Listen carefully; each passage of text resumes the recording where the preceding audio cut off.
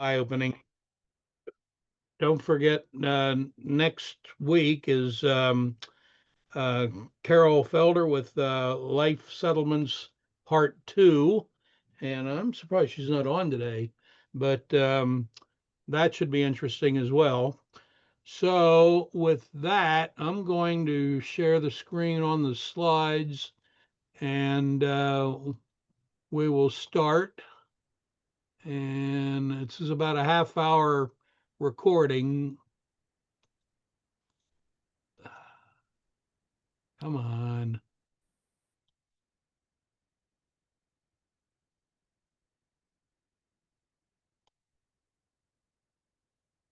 There we go. Okay.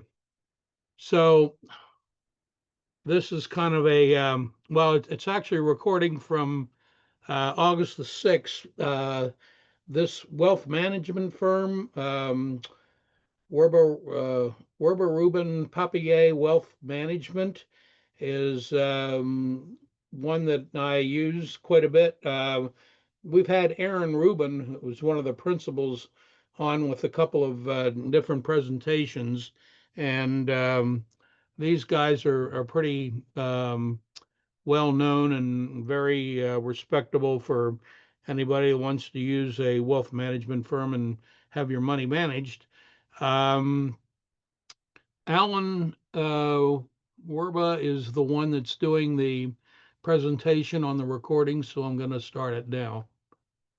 Talk about the OBBBA highlights. That stands for, you've all heard this millions of times, the One Big Beautiful Bill Act, which is the big tax bill that was just passed recently.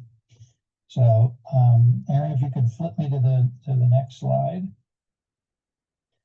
Okay, so I'm going to not go exactly in the order that these are going to come up. I'm going to change the order because I'm going to push two of them to the back because they're a little more complex and probably don't affect quite as many of you. So first of all, the acronym SALT that you see as the first section are the state and local income tax provisions, which in the bill that passed, the TJCA bill that passed in 2017, it limited our deductions, our itemized deductions for state and local taxes to 10,000, no matter how much you had in property taxes, personal property taxes, and state income taxes. And for people that are in the high tax states like California in particular, that really dropped a lot of deduction off of their return.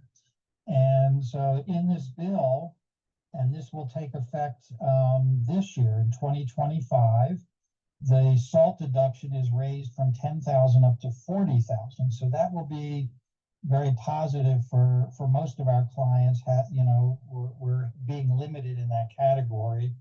And so this will be a positive thing that takes effect. And then from 2025 through 2029, that's going to increase by 1% per year. And then after 29, it's supposed to revert again to 10,000 unless there's a new bill that does different.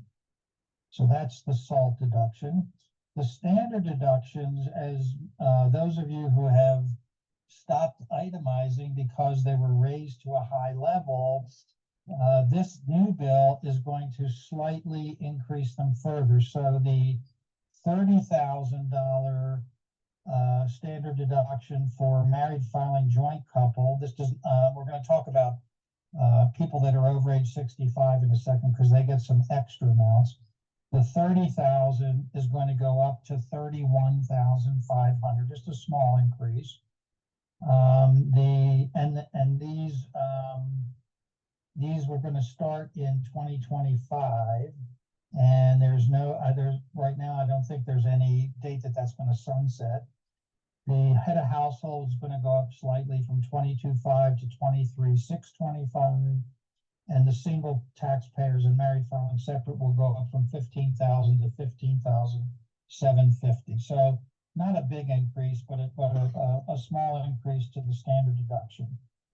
For seniors, they're going to be eligible for an additional $6,000 per person. So if it's a married filing joint and they're both over age 65, on top of that, 31,500, they're going to get another 12,000 of standard deduction. So this may cause, clients, particularly seniors that are married and both seniors, that they may not be able to itemize anymore because the standard may be larger.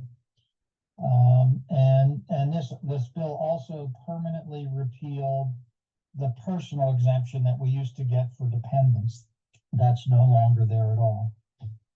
Okay, the next thing with the qualified small business stock, I'm going to save for the end. I'm going to do that with the qualified opportunity zones. But the tax rates, there really was no change to the tax rates. The top bracket is still going to be 37%. They did not lower that.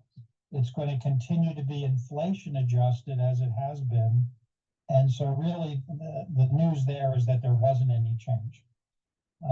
Then we have the alternative minimum tax. And as you remember, when they passed the TJCA Act in 2017, they changed the calculation dramatically for alternative minimum tax. They introduced these very large exemptions, and it took, there were really millions of taxpayers who were paying alternative minimum tax just because they had a lot of miscellaneous deductions or a lot of state and local taxes, or they had preference income from other sources.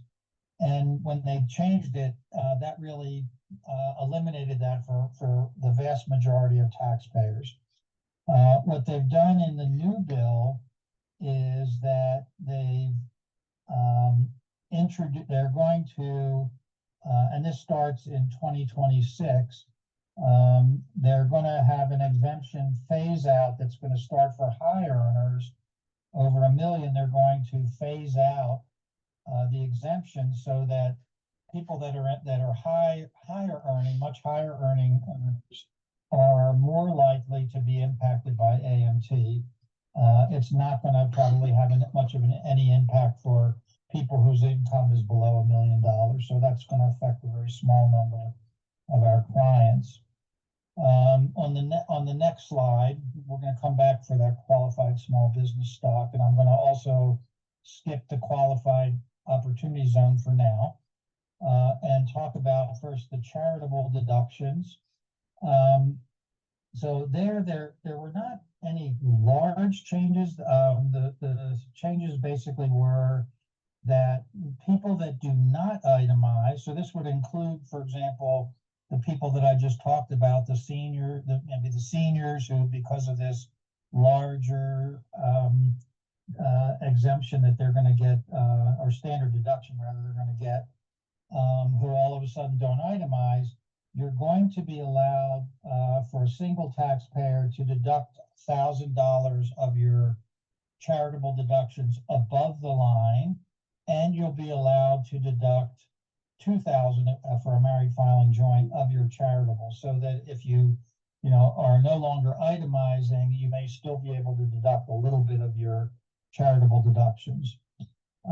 It permanently extended the 60% of adjusted gross income limitation for cash donations, so that did not really change what was going on there. The other new thing they introduced is that it's imposing now, if you're itemizing and you're claiming charitable contributions, they are going to take away a very, very small amount of that. They're going to make you take 0.5% of what your adjusted gross income is, and that amount now is going to be subtracted off of your charitable contribution. So to illustrate that, if your adjusted gross income, let's say, is 400,000, you multiply that by 0.5%, which is 2,000, and if you're itemizing, whatever your deduction,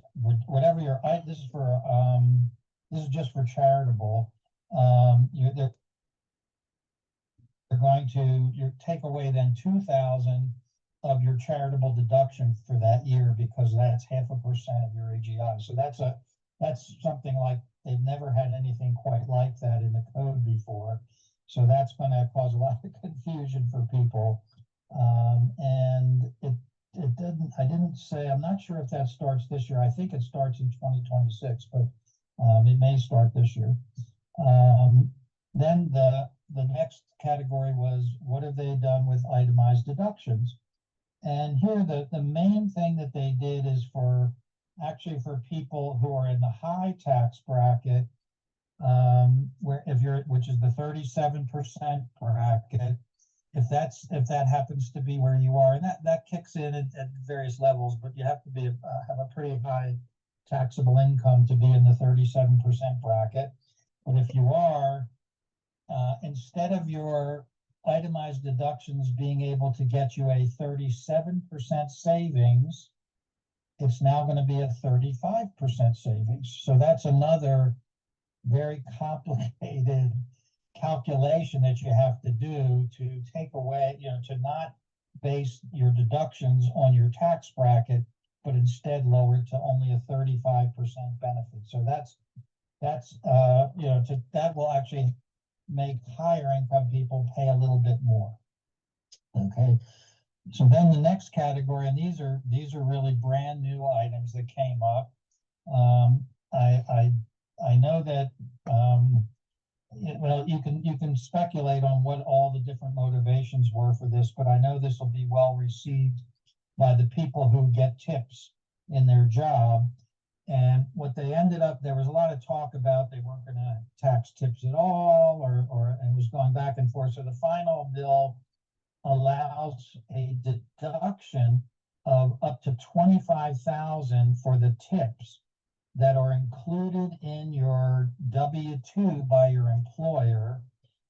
But this is only going to apply to occupations that traditionally and customarily receive tips. And that has not been defined yet. It's going to be decided by the Treasury Secretary. So we don't know yet what that means. I'm sure that includes, for example, waitresses and waiters, probably taxi drivers, but occupations that traditionally get tips. And those tips are reported on your W-2, so it's being included in your income. And then you get to deduct up to $25,000 of that off of it. So anyway, that's going to be another complex area of the law. And this takes effect this year, 2025. And it only goes, according to the bill, through 2028. And after that, I don't know. I think it's supposed to end after that unless it's extended by Congress. Also, I should mention that if somebody has tips, but their income is high for a single taxpayer over 150,000, or married filing joint over 300,000, this deduction starts to phase out. So if you're a high earner and you get tips, you may not get to take this deduction, but people that are single taxpayers below 150 will get to take that. Okay, so, and then the other thing that there was a lot of talk about was not taxing overtime. And what they ended up settling on that is that it's going to allow a deduction for overtime pay that someone receives up to $12,500 for a single taxpayer or $25,000 for married filing joint. This deduction that and it doesn't say here whether that also starts this year. I have a feeling that may start next year, but I'm not 100% sure. But this deduction also phases out at $150,000 for a single taxpayer and $300,000 for married filing joint. So if you get overtime, but you're a real high earner, you're not going to be able to get this deduction. The next thing on the list is credits, and most of the news in credits is not good. Most of them are credits that are going to disappear. And this is not, I don't think I have the whole list here, but I'm going to give you just a few. Well, the one credit that's going to increase is the child tax credit, which was scheduled for this year to be $2,000 per child. Now it's going to be $2,200 per child. So that's a 10% increase in that credit. And that starts in 2025. And it's going to have inflation adjustment after 2025. There'll be some requirements, some extra requirements that they're mentioning. I'm not sure why they're mentioning, because they're saying that a social security number will be required for the children and one of the parents. And but I think that they already have that on the return, so I'm not sure why they're mentioning that. Maybe there's going to be an extra form that you have to fill out. So at any rate, so that'll be a slight benefit. Now, here's the long list of all of the credits that are repealed, and I'll give you the dates that they're repealed. So the previously owned clean vehicle credit. So that's if you buy a used car that qualifies as a clean vehicle. I think that could be electric or some other clean vehicle, hydrogen. That's repealed effective September 30th of this year. The clean vehicle credit, that's for the new one, that's also repealed September 30th of this year. The qualified commercial clean vehicle credit repealed September 30th this year. The alternative fuel vehicle refueling property credit, that's repealed for if a car is placed in service after June 30th of next year. That's not a credit that I've seen real often on clients' returns. The energy efficient home improvement credit is repealed at the end of this year. The residential clean energy credit for solar is repealed at the end of this year. That's a credit that many of you have taken advantage of. That's typically been 30% and was really a big reason that many people put solar in. So this is going to be really dramatic for what happens in the solar for homes is going to really drop off dramatically. The other credits that repealed, the new energy efficient home credit is repealed as of June 30th next year. And the clean electricity investment credit which is repealed for, this begins after July 4th of next year, 2026. The credits are repealed for wind and solar technology facilities. So there are a few other credits, but these are the ones that mainly I thought people may be interested in if you're thinking about buying, putting solar on your house, or if you're thinking about buying an electric car. These are definitely going to be things that are going to impact you, and you want to check closely before you make a move based on thinking you're going to get a credit. Okay, and then I think the other one that's here, there's another new deduction, which is if you, this credit's going to, this is a deduction, it's going to start actually in 2025 and run through 2028 on loans that you receive, and it could be a new loan to purchase a car or refinancing a car after 2024. So something that you've done this year, you get to deduct up to $10,000 per year of the interest you pay on that loan. However, there's always a however. If your adjusted gross income is over 100,000, so fairly low for the Bay Area, or you're married, filing joint at 200,000, this is going to phase out. So, and I'm not sure how quickly, but probably, if you're about 40 or 50,000 above those numbers, you won't get to take this deduction. So if you're saying, whoopee, I could go buy a car and deduct it, but you make 200,000 or 300,000 a year, you're probably not going to get benefit from this. Before I do the qualified small business stock and the qualified opportunity zone changes, I just want to mention a few, 2 or 3 other things that were changed that you might be interested in. They didn't change the $750,000 mortgage interest limitation, but they did change mortgage interest premiums that you pay. Like if you have an FHA loan and you're being charged those mortgage insurance premiums, that's going to be treated as acquisition indebtedness for purposes of the $750,000 limitation. They made a change to exclude educator expenses from the definition of the 2% miscellaneous itemized deduction. I got to dig further into that because I have a few clients I know that do take that. I'm not sure exactly how that's going to play out.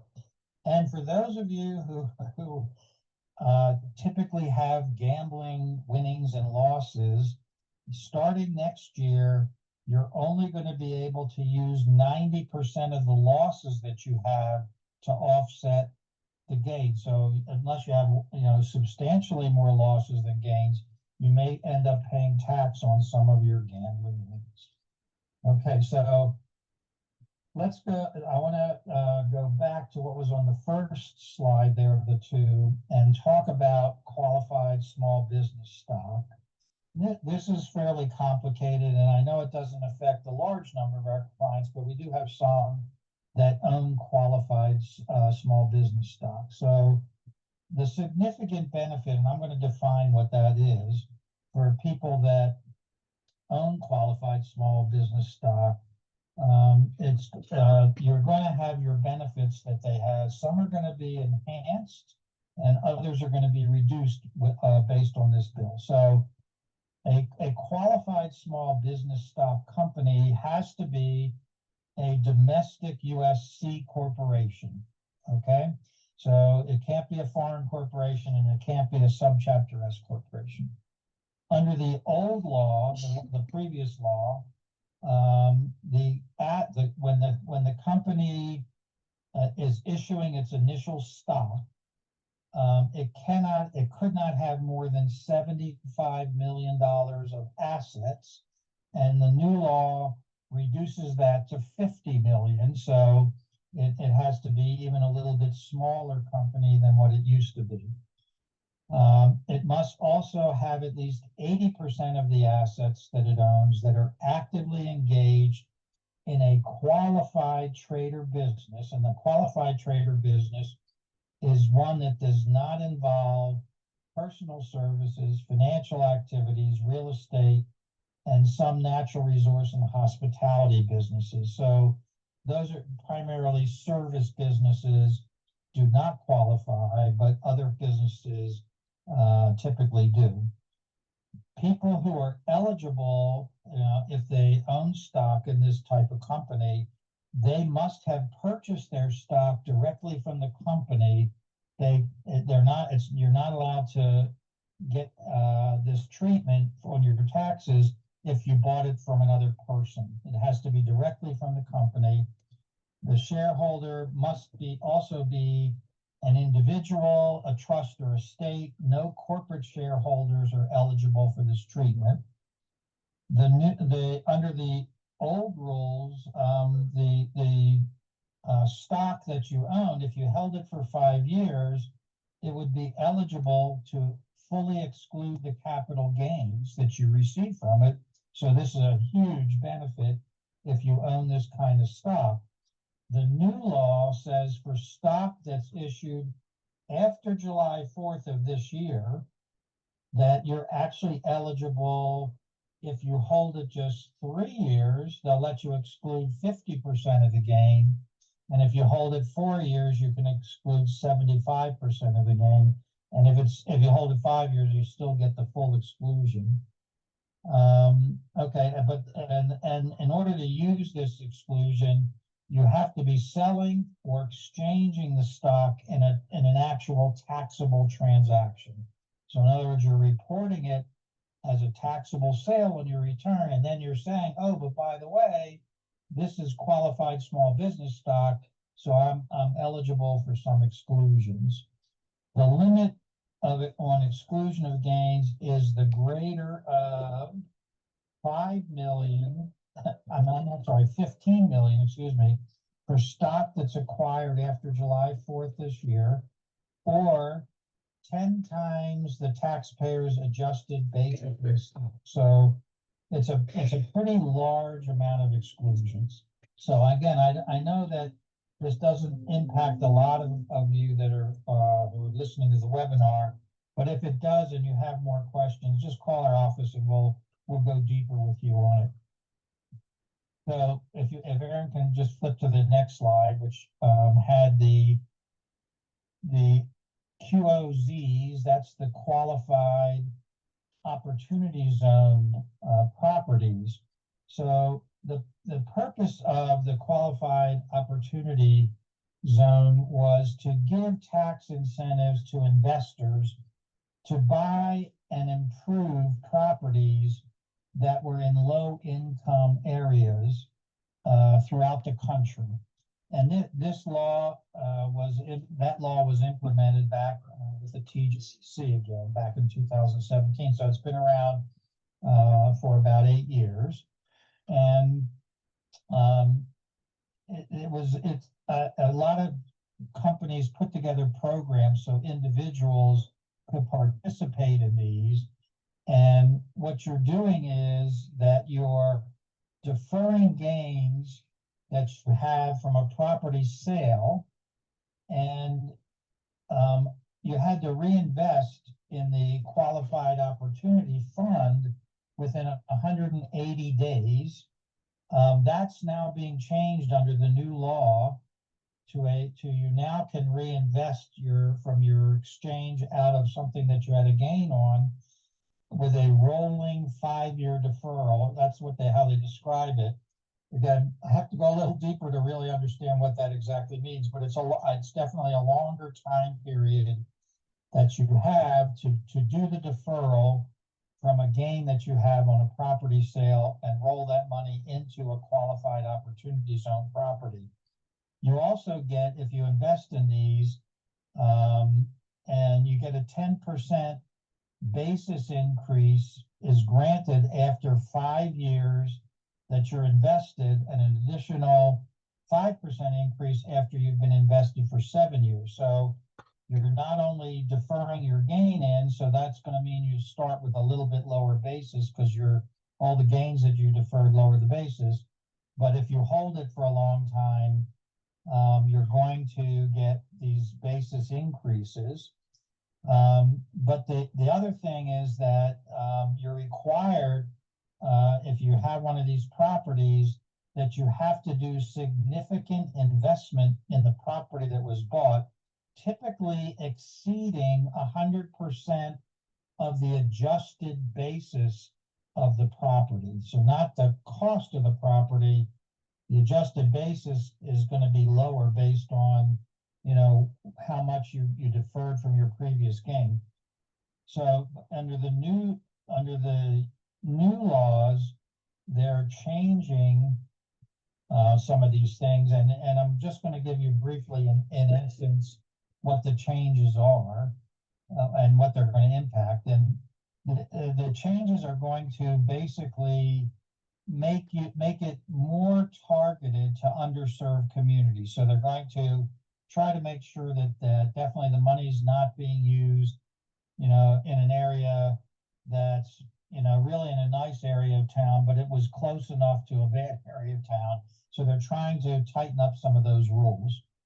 They introduced a new category called rural opportunity zones, where they're going to require, or they're going to give you a larger basis increase of, instead of 10%, and then an additional, let's see, let me see, I'm mixing these things up. There's so many numbers.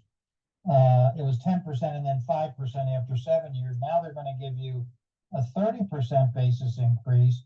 And instead of requiring that you would improve the property by at least 100% of the adjusted cost basis, it only has to be improved by 50% of the adjusted cost basis. So the reasoning here is that they really want to have people be buying property in rural, undeveloped areas and building things and improving, buying things there and then improving things there, so the rural areas are not being left out on this. And so those are the main gist of the changes for the opportunity zone rule. So I know that was a lot of material, and I hope I covered things that were of interest to most of you. But if you do have questions, you can send it in the chat. We might be able to answer them now, or if not, we can get back to you with the answers. Okay, that concludes it. Now, here's something else to consider too. Trump signed an executive order a couple weeks ago expanding the 401k investment options. This now allows people to invest in their 401ks in private equity, real estate, infrastructure, and even cryptocurrencies. That's a big deal for real estate agents. That means you now have another tool to use to be able to sell real estate, especially to high income earner clients that you might have, the same way as the IRA allows real estate to be held in their vehicles as well. And this can be something that's really useful for you guys. It's so new though that they're not set up for it yet. They all the Vanguards and the Fidelities and everybody has to set their programs up to accommodate it, and it's going to be kind of complex. But keep your eye open for it. The other thing is, I mentioned this last week, there's a proposal to eliminate the capital gains on principal residences, and that hopefully is going to gain some traction and turn into the law as well, which that's going to be a game changer for all of us. Um, it hasn't happened yet. I mean, this is on our wish list, but keep your eyes open. It's something that's being considered. So now I know there was a lot of information in there. I mean, it was really simple stuff and easy to understand, and really exciting too. So I'm glad you you know kept on the line long enough to see that. A lot of that stuff's in is really going to impact the real estate agents and their businesses, and you need to kind of pay attention to a lot of that, even though there was a lot of there in there that you probably are not going to use. But that's the way the tax laws work, and that's why God invented bean counters so they can help us with this stuff. So, does anybody have any comments, questions, or observations? So you have to pay for it, the prime. So they're going to raise the 1 million. I can't hear you very well. So he has a question about the capital gains on your primary residence. What it is now, you mean, or what the proposal is? What is the difference between principal and rental? The difference between what now? Yeah, primary and rental. Primary residence or investment property rentals? Well, first of all, the capital gains has a exemption for primary residences, and of course, when you sell your house, you're going to have to pay the tax on the capital gains above the exemption. Rental properties, now that's something completely different, and there are other ways you can handle the capital gains in it. If you remember my presentation that I did probably about a year ago on sellers' objections, within that there was a section on capital gains, and I covered it in there along with, well, at that time, the opportunity zones were being phased out, and I just mentioned that they're not going to use them anymore. But now they're coming back, and they're going to have more complex issues with the opportunity zones. But the capital gains is a huge problem for us as realtors. We have to have an understanding of it. We have to understand the ways that it can be eliminated, postponed, or something else done with it. There's trusts that are involved, 1031 exchange, 721 exchanges, Delaware statutory trusts, on and on and on. And that's what I covered in that section in the seller's objections for the capital gains portion of it. Anything else? No. So you all got that and understood it really well then, right? Yeah, sure, All right. Yeah. Well, I'm done, Julie. If you don't have anything more, that should do it. Anybody have any questions? No, that was good stuff. It was a good update, especially with the opportunity zone. So right now, I mean, I have a client and she's looking for, to purchase some property, and she's in a really, really good position to be able to consider buying investment property in an opportunity zone. And it's an opportunity for me to teach her about it. And so I'm really looking forward to that. I want to thank everybody for being here today. We do have a lot of our new SRES participants. I see Larry. Hi, Larry. Larry's from Southern California. Is that correct?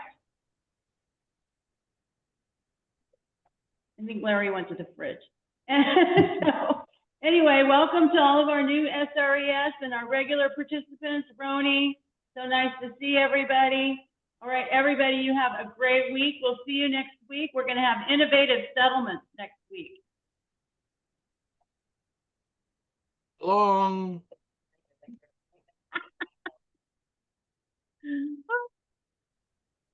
Week.